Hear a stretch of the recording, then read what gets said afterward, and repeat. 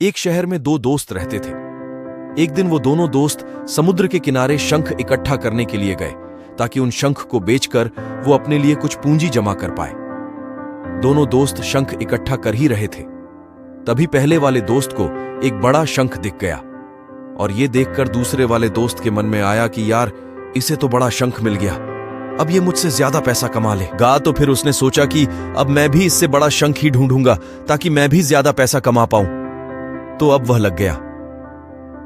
बड़े शंख की तलाश में उसने खूब ढूंढा, खूब मेहनत की, लेकिन फिर भी उसे बड़ा शंख हासिल नहीं हुआ। और उस बड़े शंख के चक्कर में उसे जितने भी छोटे छोटे शंख मिलते उन सारे शंखों को उठाकर फेंक देता, क्योंकि उसके दिमाग में वो बड़ा शंख था कि मुझे किसी भी हालत में वो बड़ा शंख चाहिए ताकि मैं थोड़े ज्यादा पैसे कमा पाऊं। उस बड़े शंख के तलाश में दोपहर से शाम हो गई, शाम से रात हो गई, तो ना तो उसे बड़ा शंख मिला और बल्कि जो छोटे छोटे शंख उसे मिले थे उन संख्या को भी उसने फेंक दिए, तो उसके हाथ में कुछ नहीं आया। और जो पहला वाला दोस्त था उसके पास एक बड़ा शंख था और कुछ छोटे शंख थे। तो रात हो गई और वो दोनों दोस्त घर जाने लगे।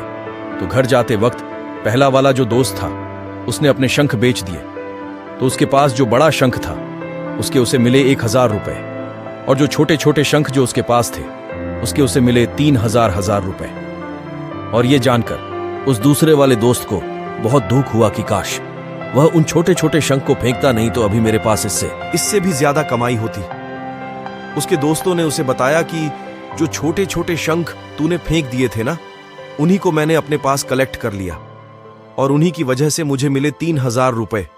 और ये जानकर वो दूसरा वाला दोस्त और भी ज्यादा निराश हो जाता है। इस कहानी को बताने का मेरा मकसद बिल्कुल साफ है कि हम कुछ बड़ी बड़ी चीजें करने के चक्कर में हम कई सारे छोटे छोटे मौके हाथ से गवा देते हैं।